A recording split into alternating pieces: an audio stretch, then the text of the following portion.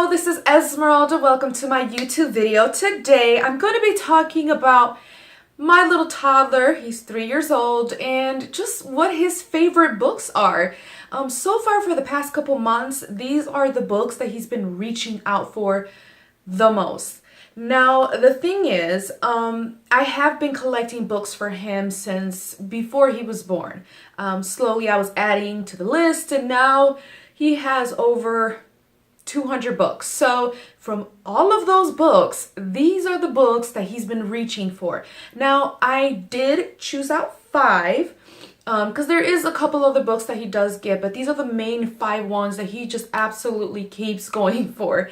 So I was like, let me talk about him. So I'm going to be showing you guys the books in order from his absolute best being the very last book I put up here. So yeah, let's just begin and let me show you guys what he loves.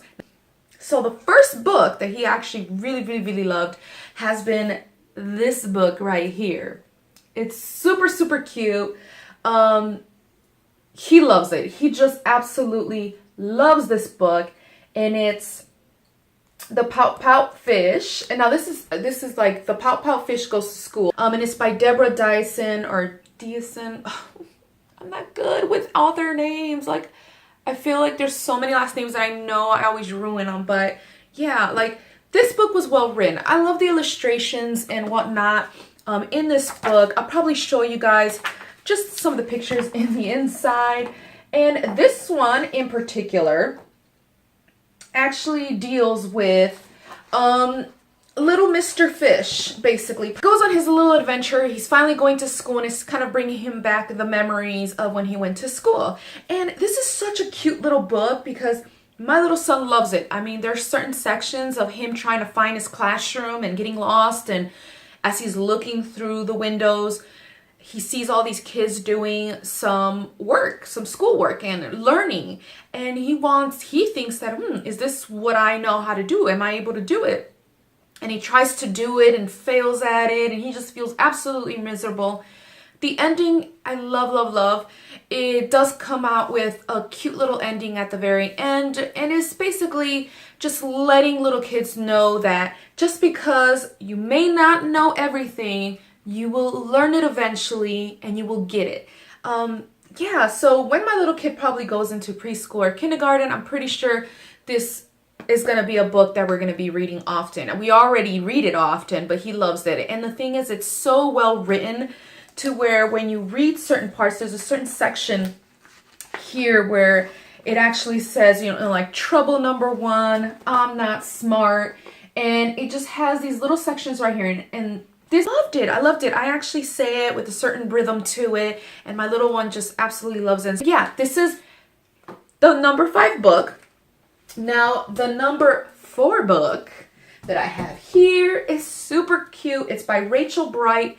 It's called Love Monster. It's so cute. I love it.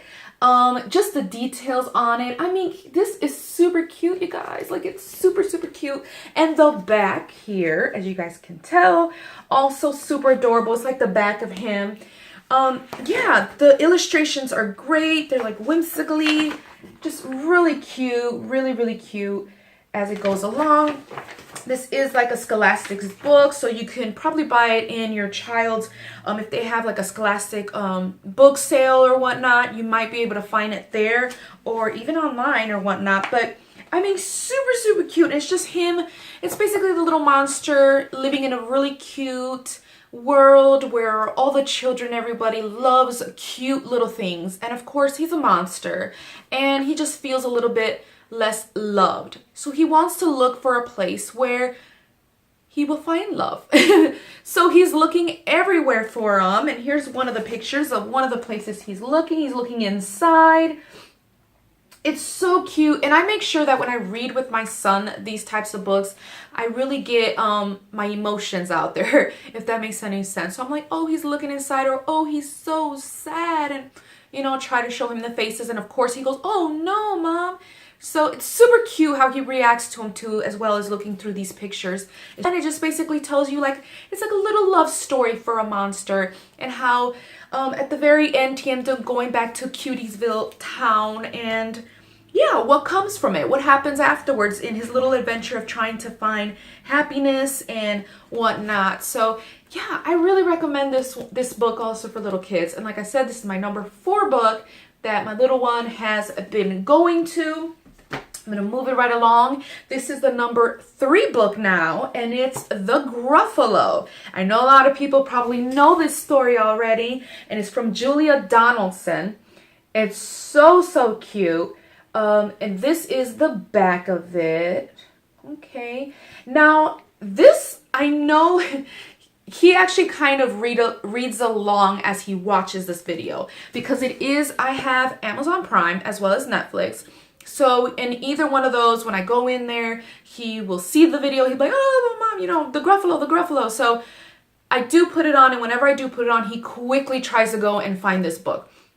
But he has been wanting me, especially very lately, has been really wanting me to reread this book. And he keeps saying, oh, the mouse and the snake owl. And he pinpoints little stuff and features out of the illustrations, because the illustrations are really nice too as well. And I'm going to show you guys probably just a couple of sample page here or there. You know, it just talks about how it's a little mouse, basically. A little mouse trying to survive in this world where there's so much predators, and he's basically the meal for any predator out there. So he's a little mouse, and it's just what did he do to outwit his predators and how to survive in that little world. So it's pretty smart, pretty cute. And then at around the middle-ish kind of the story, there's a little twist of events and basically how the Gruffulo came about at the very end. And yeah, and it's how he overcame now the Gruffulo. Really smart little mouse. Some of the illustrations, how they look, if you can see, they're super nice, very clear and bright. So your children would definitely be able to follow it very easily. And the storyline is really nice. So yeah, at the very end, there's, of course, a few lessons to be learned, but it's just how to outsmart, you know, your predators. And this is really cute. So this was the number 3 book. And like I said, oh, there's also a continuation of this book, which was The Gruffulo's Child, which he also loves. Now, Julia Donaldson does have various other books, and those other books, I do have a few more of her books. And yeah, my little one loves those as well, but this one is his ultimate favorite right now. This is the number 4 book now I'm going to, and it's and I know some people that know me are probably going to be like, I had a feeling you were going to do this, but no, seriously, this number 4 book, my little one, because it's a signed copy, I really cherish it, and I always try to save it so to make sure my little one doesn't ruin it. Though he's very good at taking care of his books, I still get really nervous. So I had this on the wall shelf that he had in his room, and he figured out a way to climb and get it himself. And he just constantly persisted in me taking it down. So officially it had to be moved to the bookshelf where all his books are at. And I had no choice, basically. But I do kind of keep it in a little bit higher portion of the bookshelf, so whenever he does point at it, I do take it out. But for the past couple of months, this is a book that he's been wanting to read, and he loves it. And it's the Golden Wreath right here. It's this beautiful, never give up kind of book. I love it. And what I really loved about the illustrations from this particular book, I'm a very Dr. Seuss big fan, and I really felt this was super Dr. Seussy, kind of the whimsically tower. I really loved the design of it. It's super cute. There's a couple little things that I noticed from this book once I started reading it and I started capturing it. Now, this is from the author Latonya Hicks, and let me show you guys something. I don't know if anybody else who has her book or is interested in getting this book, just know that she is an author. She has other books as well. And one thing that I noticed, especially from reading this book often and often, is like, you know, you pinpoint little illustrations more and more every time you read it. Well, this is another one that I noticed. And you notice the books here? And these are actually books that she actually has written, and they're like poetic books. And yeah, so I was like, oh my gosh, I own those books too, and they're in this picture. So it's really cute. It's really nice, the little details that go in with it. Now, this is about a little boy who he's trying to reach to the top of the tower, and he has to basically climb nonstop 5,000 steps just to reach to the very top of the tower to get the golden wreath. Now, of course, it's about his obstacles and how no one really believed him. And I'm going to show you guys just one of the pictures in there about him being mocked, him saying, I want to reach up there, but they think it's funny. And he's just so upset. Yeah, so basically it's his obstacles. What does he do to try to make it? And he has a dream. He has a drive and motivation that he's going to do this.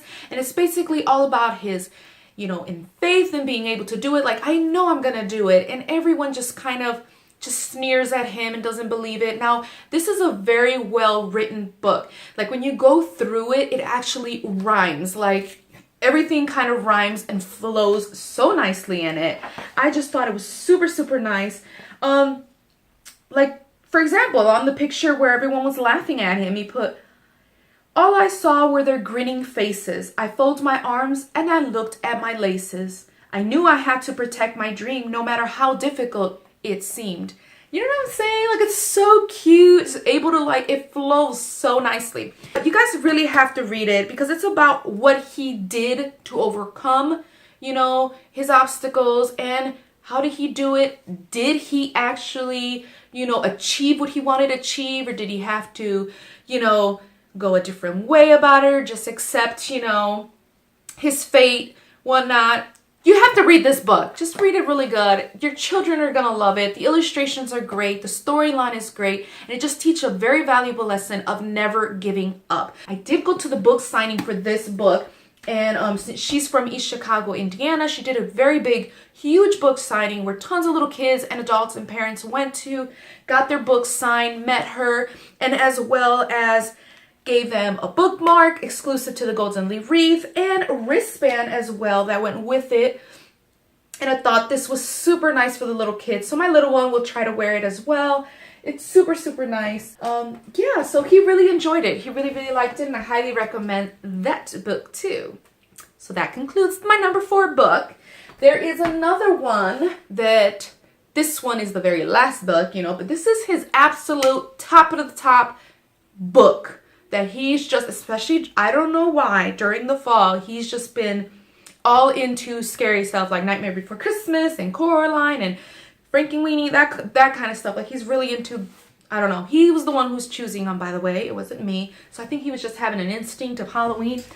But creepy carrots, like, oh my goodness, this book is adorable for kids. Like, absolutely adorable.